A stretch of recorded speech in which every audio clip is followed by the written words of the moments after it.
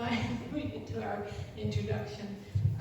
This may be one of the most spot-on programs that we've ever held here in the Historical Society, because even though the things that Jeremy's going to talk about today are items that we have in our own collection, most of us who volunteer here at the Historical Society are, like you folks, volunteers, amateurs in handling these kinds of items. What we have learned about how to deal with these is through books, through the internet, and through dealing and learning from professionals like Jeremy. So it couldn't be a better program than what we have today. Jeremy is the archivist at Hamilton College, and he first started working at Hamilton College when he joined the joined the Special Collection in College Archives in October of 2021. He also served as the Senior Director of the Archives at the William Green Jewish Heritage Museum in Atlanta, Georgia.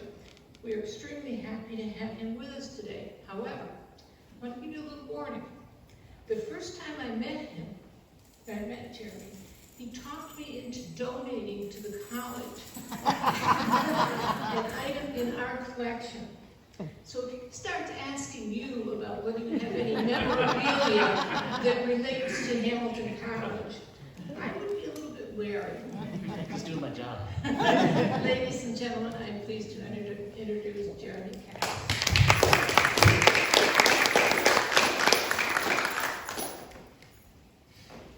Testing, 1, 2, 3, everybody hear me? Great. Oh, thank you so much to Rose and to Dawn and Clinton Historical Society for having me. It's so nice to see some familiar faces in the crowd. It's my pleasure to be here today to talk about preserving your family history, kind of preservation basics 101, things that you can do in your own homes to preserve your family history.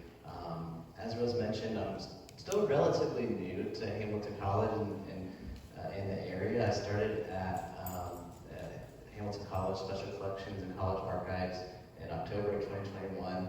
I'm a resident of Sequoia. I'm not a resident of Clinton. The housing market was really crazy when I moved here. Just glad I got it when I did. But it's been such a pleasure to learn about Hamilton College's history and its symbiotic relationship with Clinton. Especially in the early days, it really took a village to raise a college.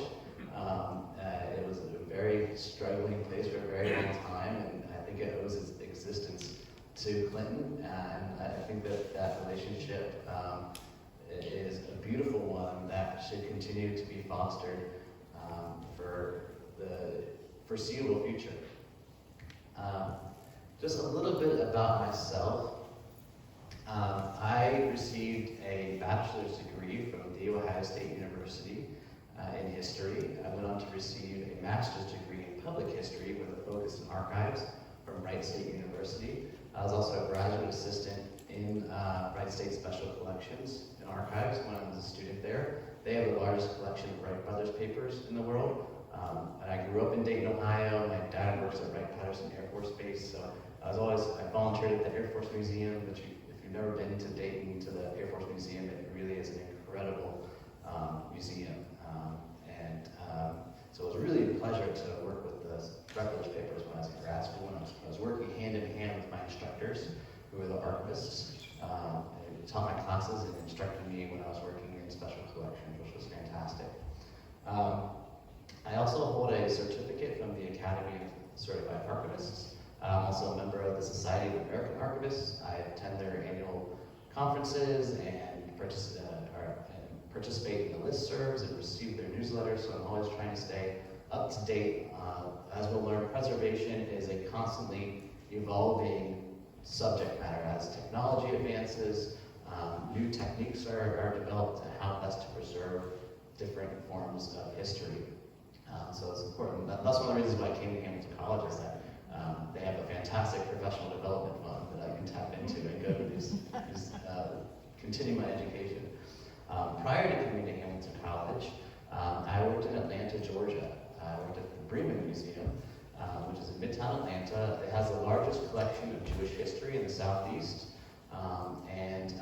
My role was to grow, preserve, and increase access to that collection, which during my tenure I helped absorb the Savannah Jewish Archives, which documented Jewish history in the third oldest Jewish community in the country, in Savannah, Chatham County. Helped absorb that into the collection at the Bremen Museum, which really cemented it as the Jewish History Museum in Georgia, and the largest collection in the Southeast. Things like the oldest Bible, Jewish Bible in the South, and spanning from colonial history to the present day. So it was a really, really fantastic experience working with that collection. I was there for 8.5 years before I came to work at Hamilton College. Bringing all of that experience and training with me to Hamilton College, which has an incredible rich history, 200 years plus history, and the archives are a wealth of information documenting all the administrative decisions over the years, the student body that came through the doors, the alumni, the genealogical information that was there, that was being tapped into, the faculty that are tapping into these collections. It's really a very invigorating place to work. The student body is incredible. The community that is there is really supportive. So it's been an absolute pleasure. I've also been able to publish a few times throughout my career. I wrote about the Jewish community of Atlanta through Arcadia Publishing, the Images of America series, and I'm sure you're familiar with that publication. I've seen a few around here too of local history. So maybe one day I'll get to do something like that here. So getting into the topic at hand.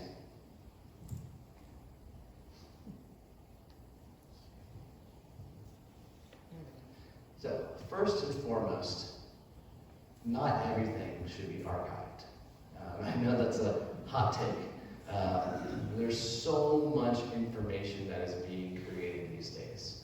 We're living in an age of information where tons of records are being created, and we just don't have the space, either physical or digital space, to house all the information that's being created. So we have to be judicious about what we're accepting into an archive or what we're preserving in our own homes.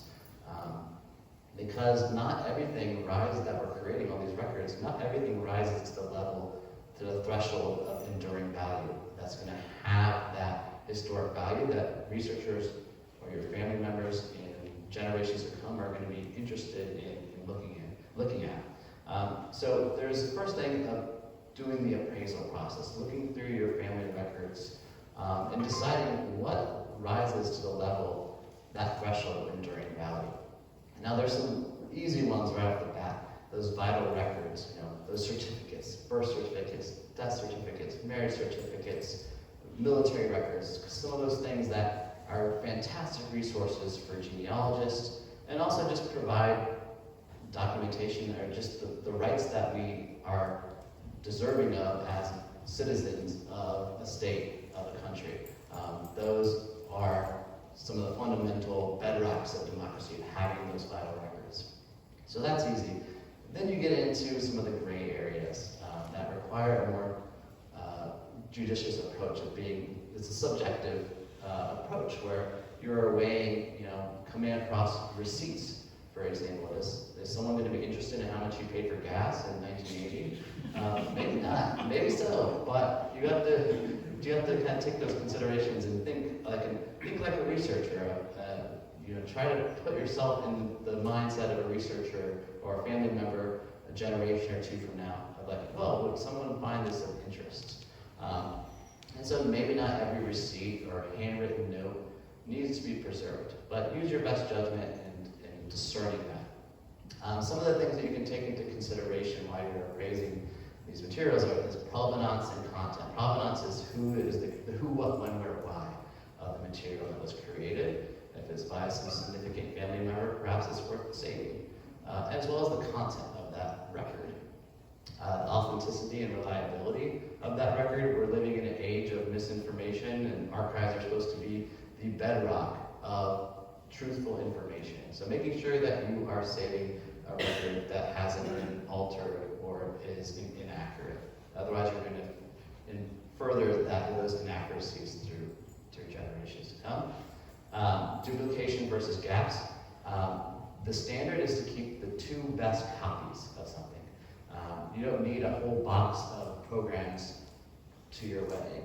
I know it may be sentimental, but the standard is to say the 2 best copies. That's going to take a folder rather than an entire box of space, which will leave room for other important collections that you may want to preserve.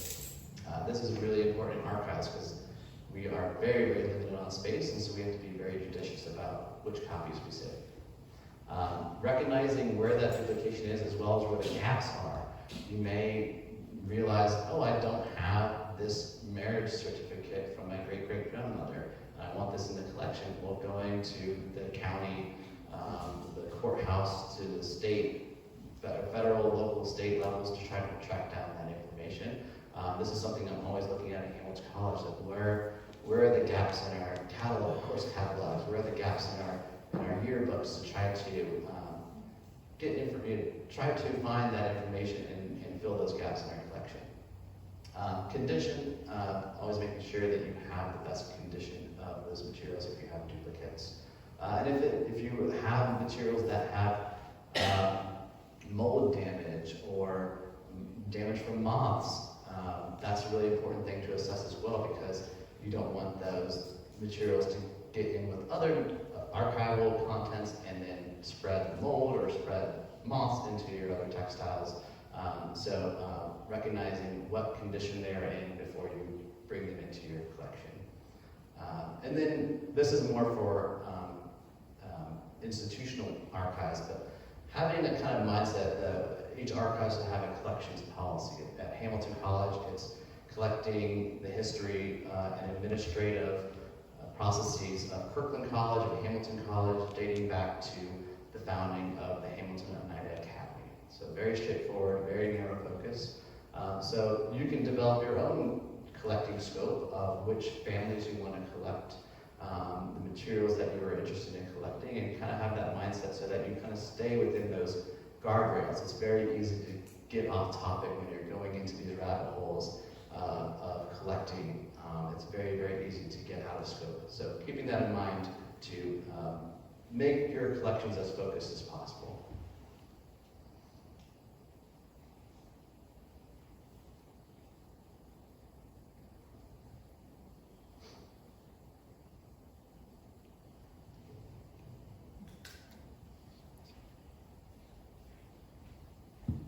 Oh, it looks like it stopped working.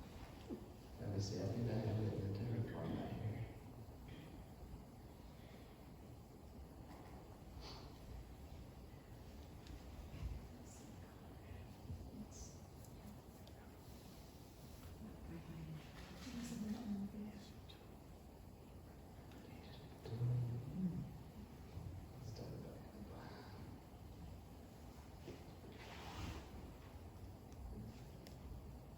Are you warning us about what's to come? Is trying to tell us something. Anyone here named Murphy? Oh, Okay.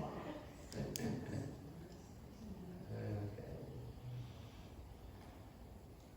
me go back here. Where was that? Oh yeah, here we go.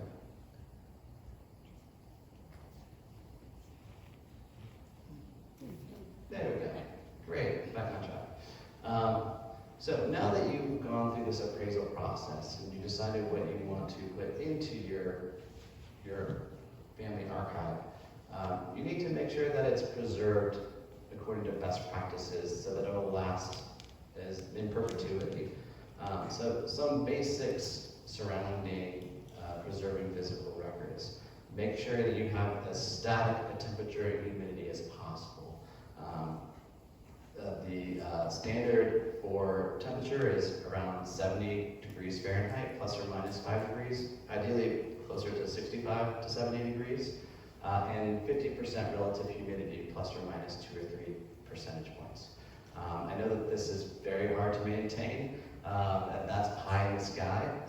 And we talked about ways that you can try to mitigate that, about where in your house you can store this information. But you can buy what's called a hygrometer. They sell them in lots of different forms, but it measures the temperature and humidity in the space that you're going to store the hygrometer, and you can print out charts like this one here. This comes from Hamilton College Archives. And you can get it sent digitally to your phone. I mean, there's all sorts of incredible, or you can even just get a manual one that you can read on the wall. And that'll give you an idea of what the temperature and humidity is in that particular space. Storing things in archival enclosures. We'll be going into a lot more detail about this as well. But the idea is to create as many buffers between the environment and the object that you're trying to preserve. As soon as something is created, it starts to deteriorate, and the environment in which it's in can speed up that deterioration. So putting documents into folders, into boxes, into a temperature, humidity controlled environment, it's going to rapidly slow that deterioration. And also protect it from, if there's any leaks or floods, it gives you a little bit of time to get that material out of those enclosures. It provides a little bit of a buffer between them. Controlling light levels. This is one that people don't often think about, but light is a very common form of deterioration. When I was in Atlanta, I used to consult with one of the organizations we preserve records for, and they had this signature on the wall in a frame, and it was right across from the entrance, this clear glass door, and the signature had completely faded. It was just a blank piece of paper. So controlling light levels is vitally important. There's a lot of different ways you can do this. You can, if you want to frame something, you can use UV filtered glass. It's called museum glass. You can get this at Michael's. Hobby Lobby has museum quality glass, and it provides a UV filter as well as a glare filter as well, so you're not getting a reflection off the glass. So it's a very nice looking piece of glass that you can put onto the thing that you want to frame. As well as you can also buy a film too. There's a film that 3M sells that you can put on windows. There's also tubes for like fluorescent tubes that you can put that will filter out the UV light. Or LED lights are UV free, so you can change out your lights with LED bulbs. That'll help. And just storing things in an interior room where you can control the light coming from the outside. Proper handling. Handling is the #1 form of deterioration. So making sure that you're handling the materials properly as well as little as possible. So putting those things in those enclosures and only accessing them when you really need to is vitally important. That's why digitization is such a popular mode of preservation, because not only are you backing it up into a different format, but you're also, you no longer have to go back to the original in terms of access. You can just look at the digital surrogate of that item. We'll talk about digitization a little bit too. And security, making sure that this material is in a locked, secure place. These are one-of-a-kind items that if they go missing, they are irreplaceable and cannot be reproduced. That's physical records. In terms of digital records, it's really important to back up your information in multiple formats. I'm sure we've probably come across floppy disks or even CDs now. New computers don't even have CD drives anymore. And CDs don't have the longest shelf life to begin with. So making sure that you're backing it up, not just on the media system that you're using to back it up on, but also the file format. I'm sure if you were to try to pull a file off of a floppy disk, it would be in a file format that you may not recognize, and you may not have the software to open that particular file format. So migrating your content onto different media storage devices as well as different file formats, so that and also backing up in multiple places as well, because hard drives fail. Cloud storage is a really popular form of backing things up. It's stored onto a server that's stored in lots of different locations. But you have to be careful because cloud storage has been notoriously unsecure. So making sure that you not storing sensitive information in the cloud in case you're worried about it potentially being getting into the wrong hands. There's getting into like the technical side. There are ways that you can authenticate digital records to make sure that they're not experiencing what's called bit rot. Bit rot is basically a digital form of deterioration where a file becomes corrupt. You can create a thing called a hash value and run fixity checks. This is really getting into the weeds, but it confirms that the file has not been changed in any way, and it can back up those files that have experienced any changes with that original copy. In terms of where to store the information, the archive that you are creating, it's best to store it in an interior room where you can easily control those light levels. You don't have any exterior windows that are bringing light into the space. It's also best in terms of insulation.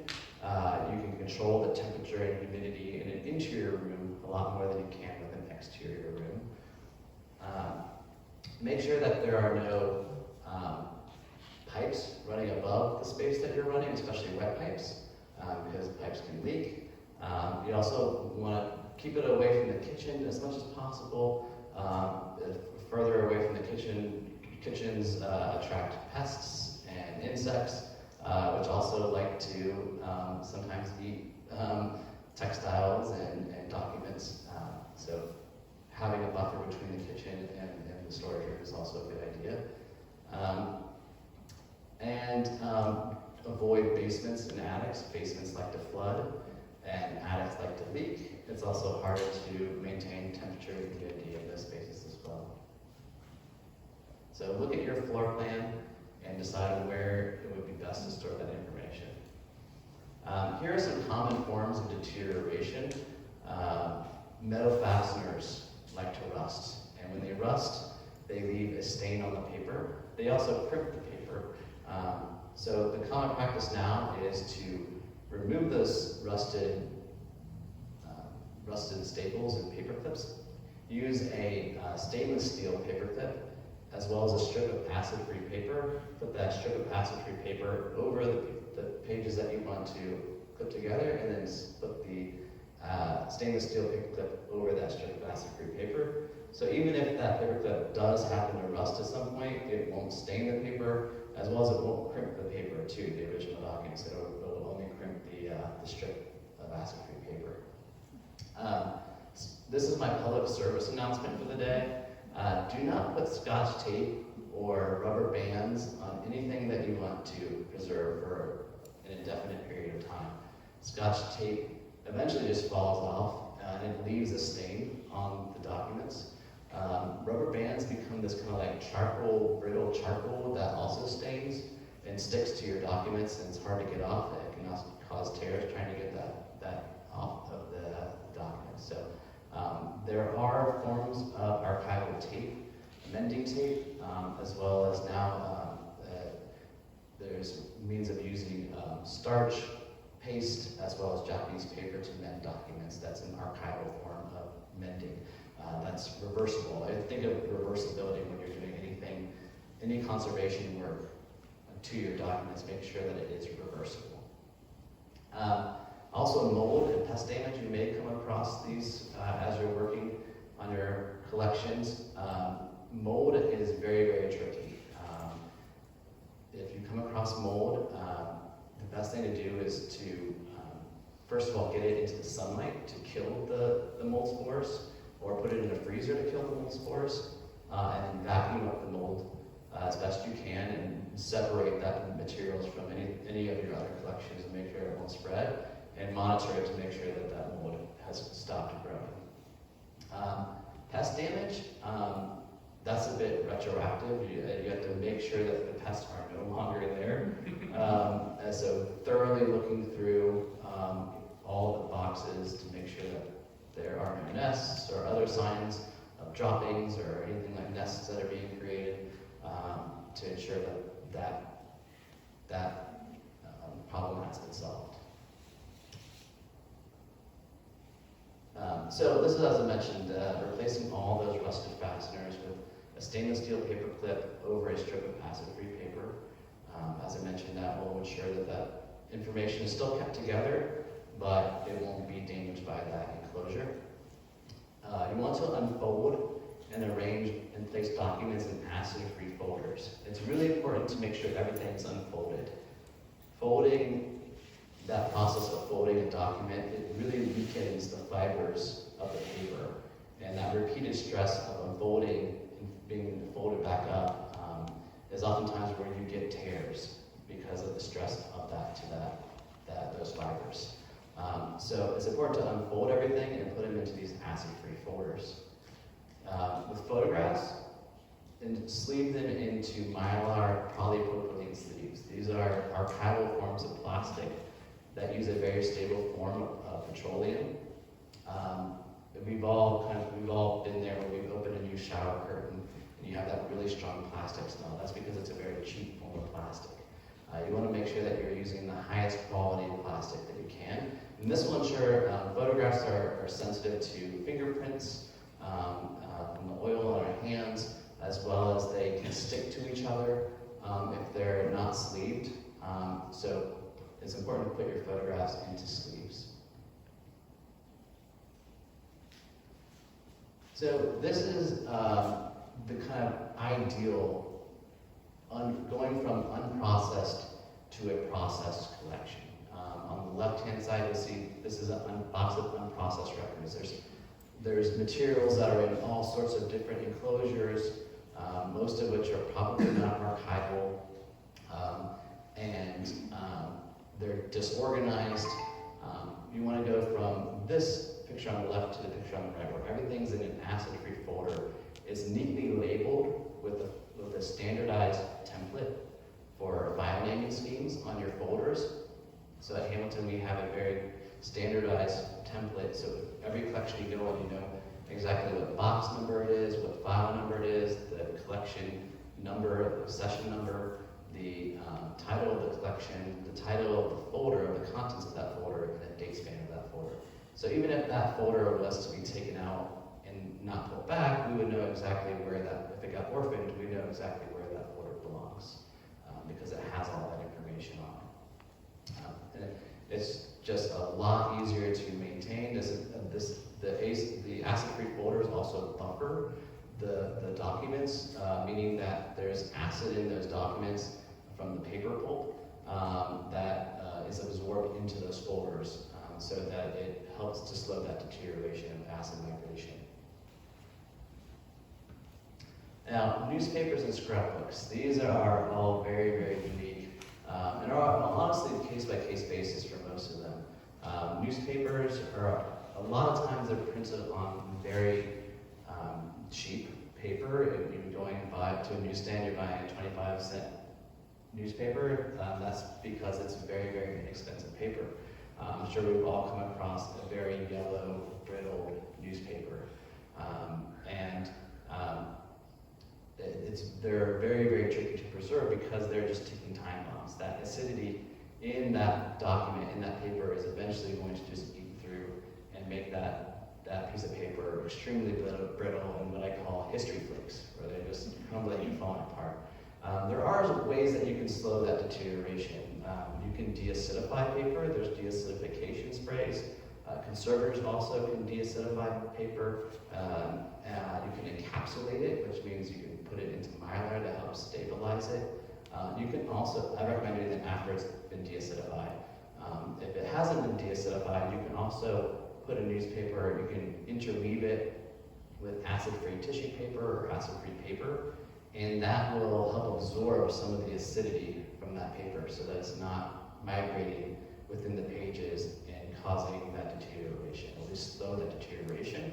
I also recommend, if it is a really important newspaper, you may want to back it up on another format. So getting a scan of it, making a photocopy onto acid-free paper, because eventually that is going to slow that item, that newspaper is eventually probably going to deteriorate beyond being salvageable.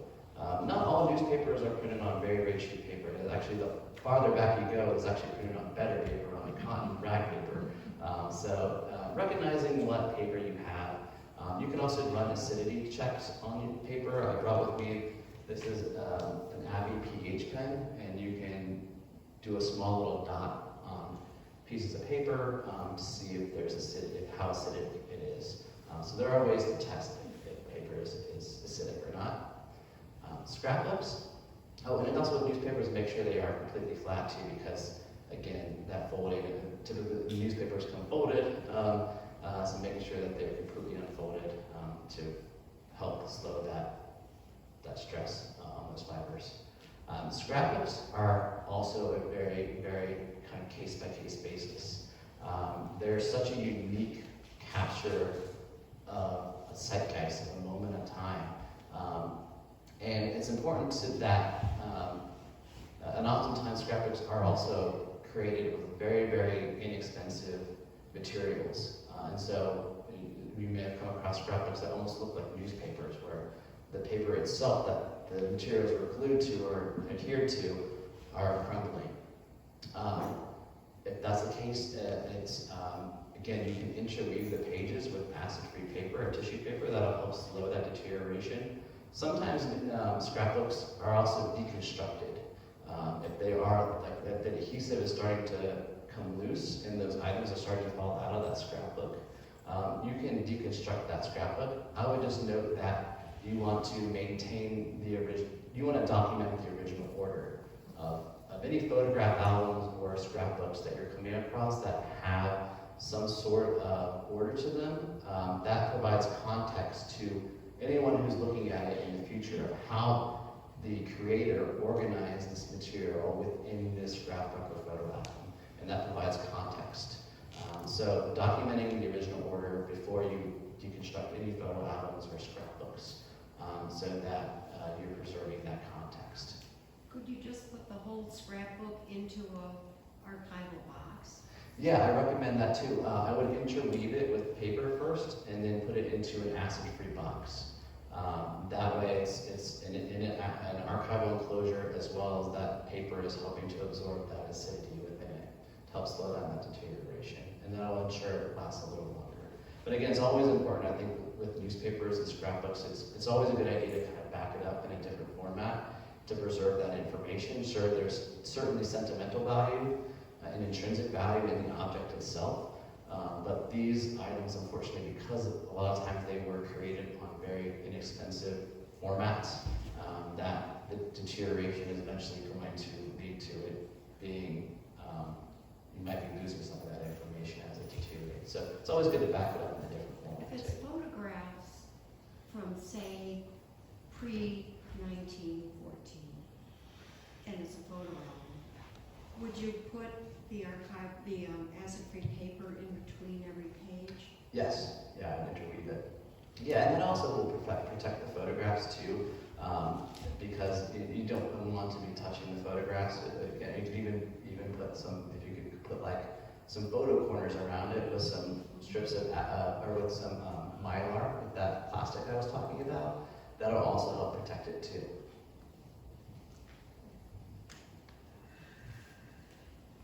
Okay, now getting into the artifacts and textiles, the three-dimensional items. I'll start with artifacts. There's several different ways that you're going to want to identify your artifacts.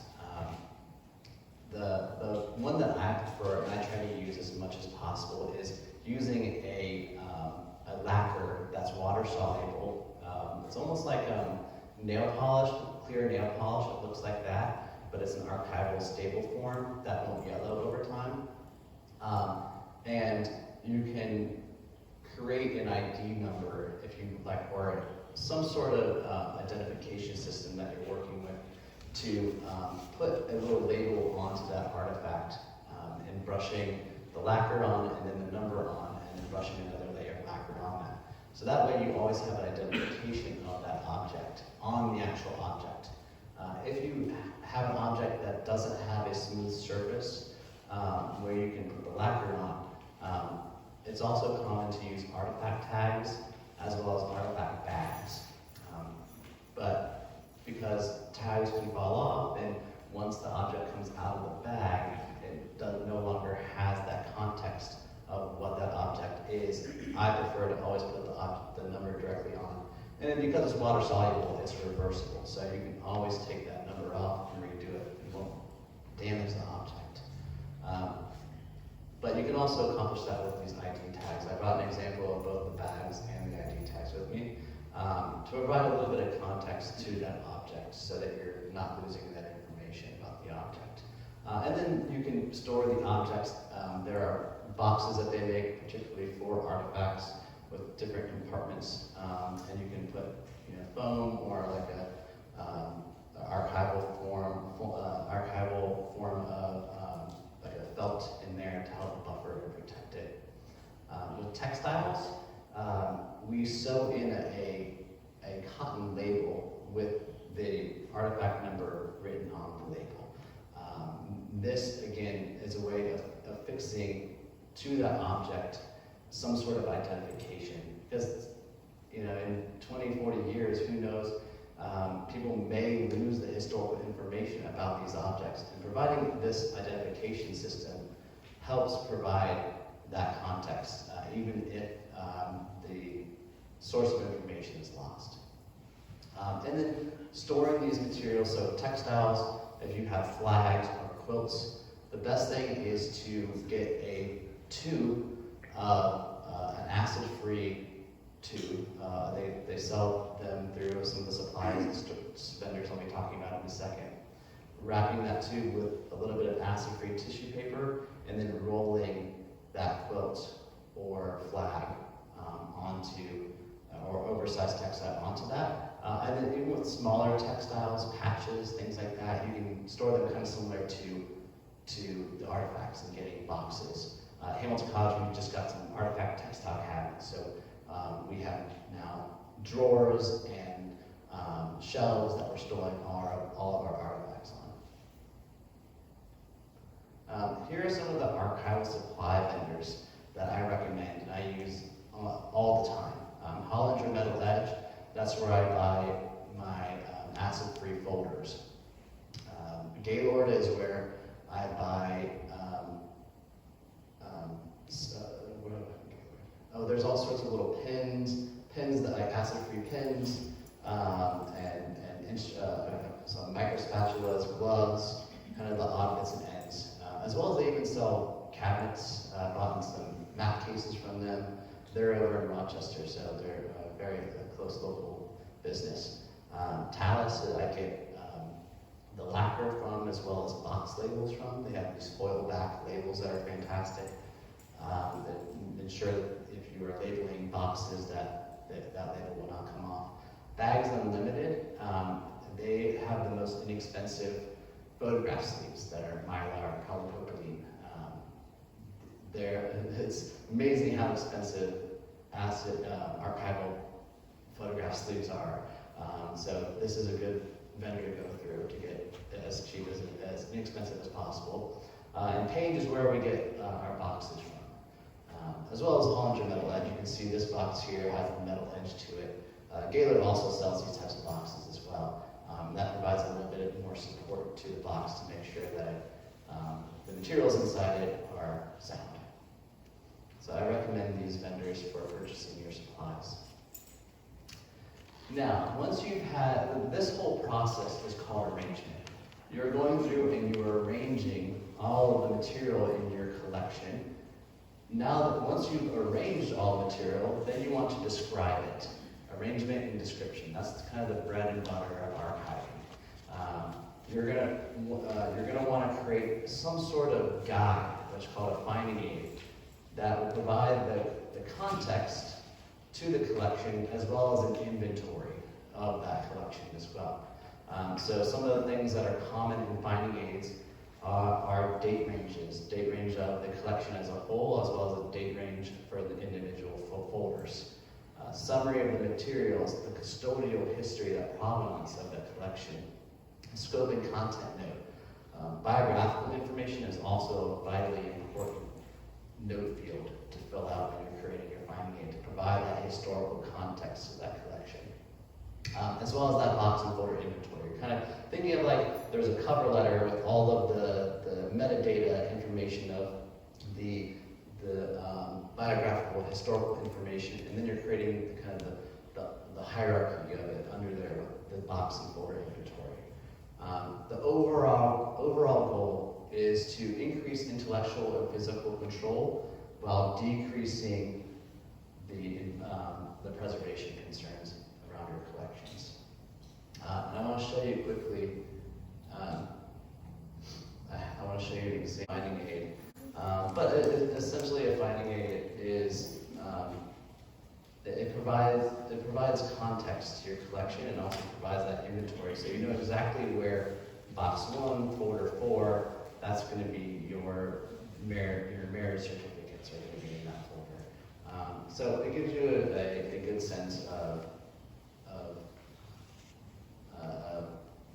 access, and also provides a way for outside researchers or family members in the future, no matter, you want to basically put all that information onto paper and pen. Because if you're losing, if it's just experiential knowledge, like, oh, I know where that is, but does anybody without that knowledge access that information?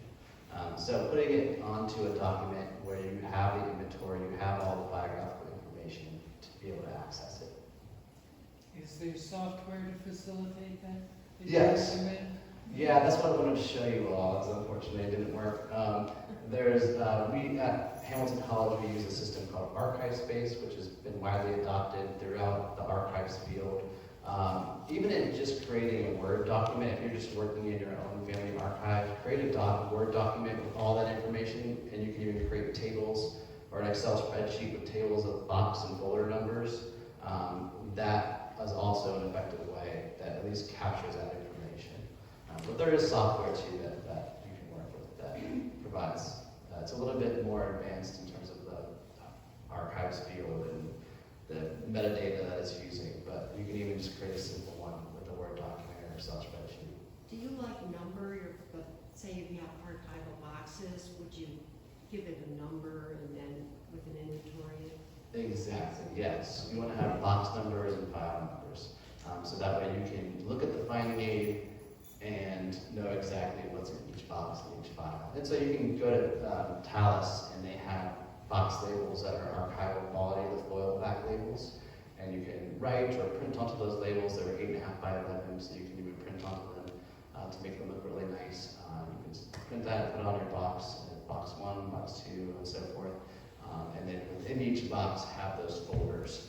So again, that kind of hierarchy of the box and then the files within it. And then you can even go item level too. So if you really wanted to get granular with your description, you can even have individual items in that finding aid too. Now that you have these collections, you've gone through the appraisal process, you've gone through the arrangement and description processes. It doesn't do any good if these collections are sitting on the shelf collecting dust.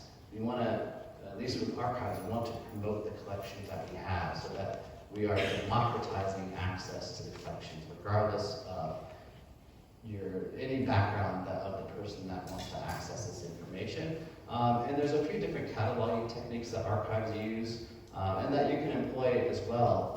There's Library of Congress has a standardized glossary of controlled vocabularies for subject terms, subject headings. So if you wanted to apply subjects to your finding aid to help generalize and contextualize the information in those collections, you can go to the Library of Congress website and look at those subject terms and apply those subject terms to your collections. It'll help boost some of the discoverability. Using digitization as well as a tool for access. Maybe you have family members that don't live locally and you want to provide access to these collections or share this information.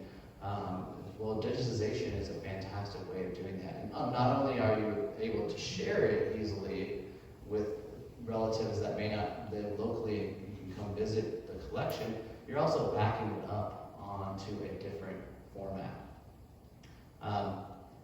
So when it comes to preserving digital records, if you decide to back up your historic collections through digitizing them, here are a couple of bedrock principles. I talked about these a little bit already. but make sure that you're digitizing at least 400 DPI. DPI stands for dots per page. And that's basically the resolution that you're creating when you're scanning these documents or photographs, whatever the case may be. That is the recommended resolution. Now this is constantly changing. It used to be 300 DPI. Now it's 400 DPI because they realize that 300 DPI is simply just not high enough for doing the certain types of things that people may want to do, like blow up photographs to the size of a poster, or zoom in onto a document to see the individual pen strokes. Again, these are constantly changing practices. As I mentioned earlier, make sure that you're saving that information in multiple places and backing it up regularly.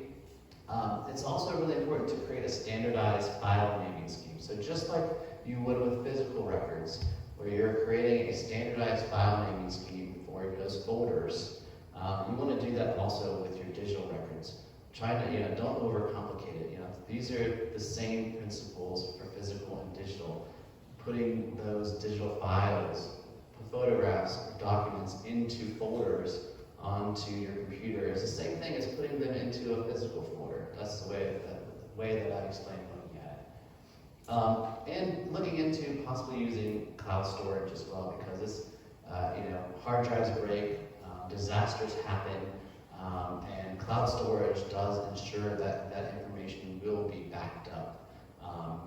Unless like the entire internet goes down, it's going to exist somewhere. But yeah, that's all I have. Thank you all for your attention.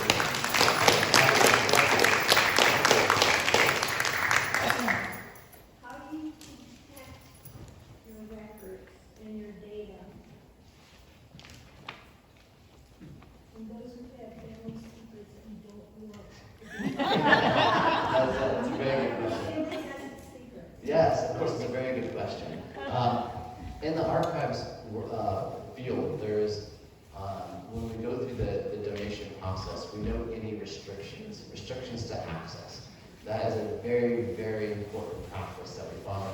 Because sometimes donors or administrators, for example, at Hamilton College, the minutes of the trustee members is sealed for 10 years. There's an embargo period. So nobody can access those records for 10 years after they've been created. So you can apply the same types of embargoes or restrictions. Some collections have a faculty member who just donated his papers for the next 5 years. If anybody wants to access his papers, they have to get his permission in order to access them, so he can ask them why they're using it and for what purposes. We note that in the finding aid. That's also an important field to fill out in your finding aid, is if there are any restrictions, in what boxes and folders are restricted, printing it right onto the box too. So oftentimes we'll even separate out the restricted material and put it in its own box and note that it's restricted, so that even just shelf reading, what is off limits and what is on limits. And how do you protect the information from misinformation? There have been times when my first cousin and I have seen something that somebody added to our lines of descent, and Jesus, I'm here, and we're like, and we send a document that if you beg to differ, here's the documentation to support what we're saying. Yeah, that's also a very good question. And that's we have to let the primary sources speak for themselves, and you can document that with secondary sources too, to back up those claims for interpretations of the primary sources. It's really important to make sure that you are putting authentic information into. Did you have a repository that you hold your family history in, or something like that you're sharing? Designated my cousin in Vermont. Okay. So as the rest of us hear things or find things, or we come across another photo and the family members are there, then PDF it to Barbara, and Barbara and Bob will go to our site where we have it, or you can document it.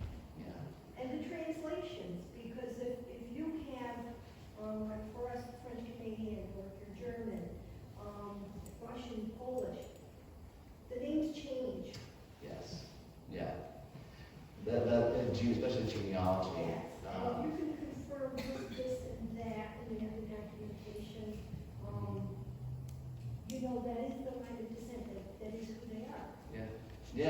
there's always going to be human error. There's always going to be misinformation in archives. It's not a new thing. I mean, especially with genealogy, with names changing, it's very, very hard to trace that sometimes. Yeah, so you have to do the best that you can to document that and provide, let the primary source speak for itself, and then provide your own context. 'Cause we don't want to alter the primary source itself. We want to then overlay that with our own secondary source interpretation to provide that context. This primary source says this, but like for example, with oral histories, this is a very good example. Oral histories, people's memories change over time, and so we don't alter anything that someone says in an oral history because that's their word, that's their primary source. But we can provide annotations on secondary interpretations of that information to provide the context to ensure that there isn't misinformation being perpetuated through historical research. Yeah. You're probably aware that the National Archives and the Library of Congress and the Library of Virginia and so on, they have programs for digitizing handwritten records. Mm-hmm. Is that anything that has any relevance to you at Hamilton? Oh, no, definitely so. There's a lot of effort going into transcribing handwritten records where it's crowdsourced. So they'll digitize records and put the records online, and people will volunteer and transcribe those records, which is a really amazing way of outreach, as well as providing a typescript record that can then be machine readable and text searchable. There's really amazing things. One of the things I wanted to show you, unfortunately I didn't get to, is there's now ways that you can digitize audio-visual materials, so videos and audio files, and make them text searchable and index them, which is the technology that is happening in the archives field today is really revolutionary, and it's making collections that were typically dark. I mean, audio and video files, there's maybe a catalog record, but you're not getting the actual text that's being talked about in those files. Now there is a way to text search audio and video files, which 5-10 years ago was unthinkable. So what's going on in the archives field is really exciting. It's 21st century discovery tools that are really revolutionizing, in a really exciting way, making collections discoverable. Thank you for sharing. Yeah. Family photographs, and perhaps others have this issue as well, that go way back to the 1800s, and no one is living, obviously, who would know who these people are. Family photographs. Yeah. Some of them are on kind of a metal background or glass Oh. plates. Yeah, like 10 types They go here. way back, and you can't see any resemblance. We think we know what side of the family is, but there's no way to identify them, and there are no identifiers on them. Yes. Which some years ago, we made sure our photographs, I think you're supposed to use felt Sharpie on the back of photographs.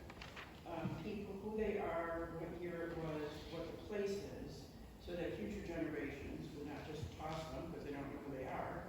But what do we do with those old ones? We have no idea. That is a very, very good point. That's another one of my PSAs for today, is make sure you are identifying your photographs. Because this is a very endemic problem in the archives field, and a lot of archives now don't even accept photographs unless they're labeled. Because, it gets several generations down the road, and we have no idea who these people are, and if it's just a folder of unidentified general photographs, undated photographs, that provides absolutely no discovery to that information.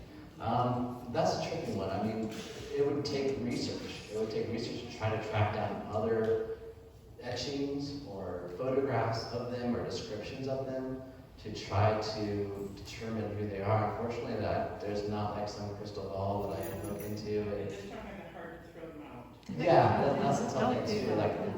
Especially if they're daguerreotypes or tintypes. I mean, those are some of the oldest forms of photographs, and just the photographs themselves, they have enduring intrinsic value. I mean, those are on a unique format that researchers and scholars are interested in. And we have a collection of daguerreotypes and ambrotypes and tintypes that our art history department loves working with because they're fantastic teaching tools of how they were creating these early photographs, what studios were creating these photographs, where these studios were, the content of the photograph itself. Was it posed? Was it candid?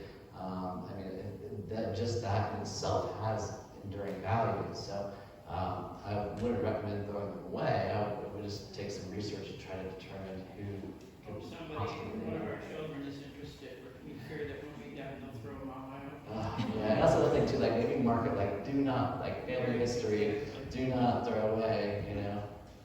What's the best way to label digital photographs?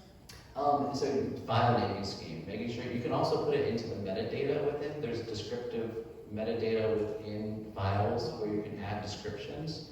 So you can add, you can even tag too. You can tag individual people in photographs, digital photographs, which even just basic software. I think even just with the ones that come on your computer, you can now tag.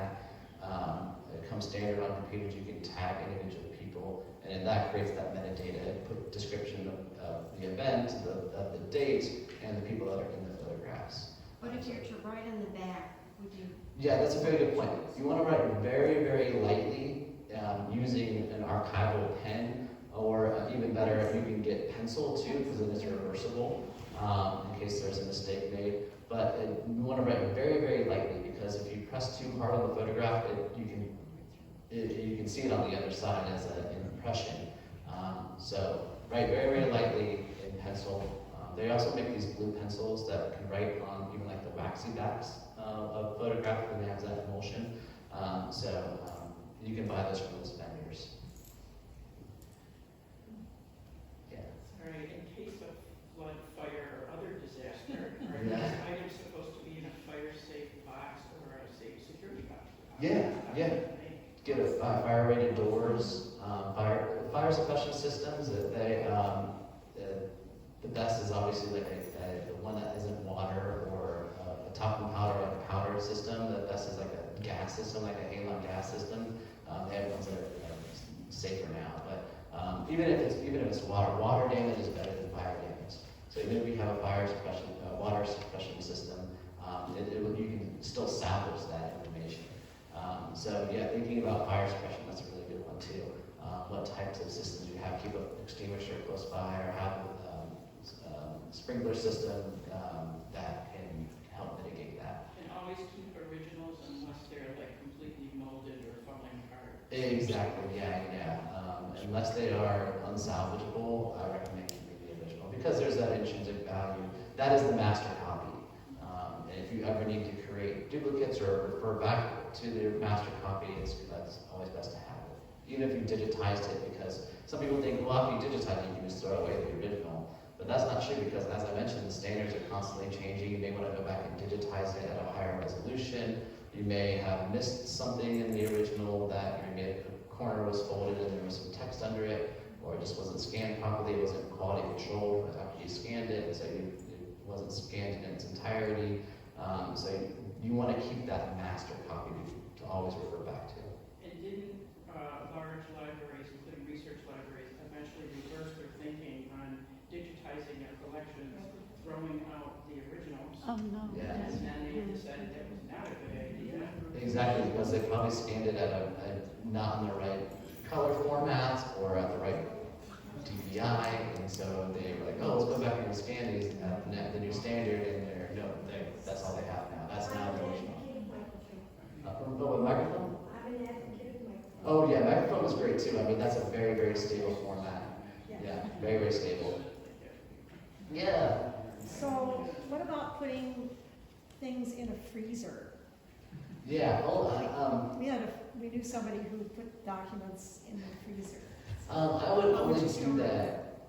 I would only do that if there's pest damage. If you wanted to, like, if you saw activity of spiders or rodents, to put that in a freezer, or mold, to kill the mold spores. Not to Really, as a save, preservation. keep it from getting it like near a fire or something. No, that's not a good preservation technique. That's just a conservation technique to help mitigate a disaster that's happening.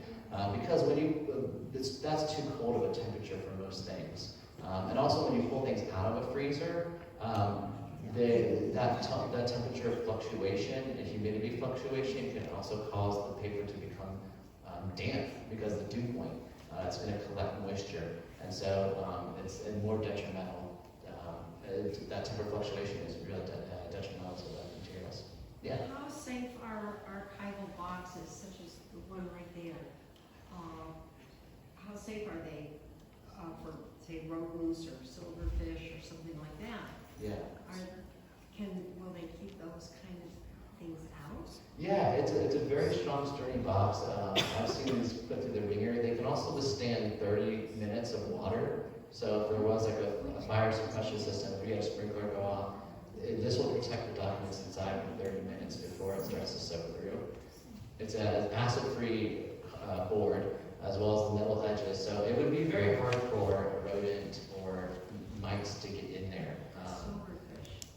Yeah. Unless the silverfish are already in there, I would recommend also, it's all about buffering too, so not just putting loose documents in there, I'd put them in there within folders, within the boxes, so that at least provides you that much more layer of buffer. And even like putting fragile things into sleeves, inside folders, inside boxes, you're really kind of getting to that level of steps for something to get into it is very unlikely.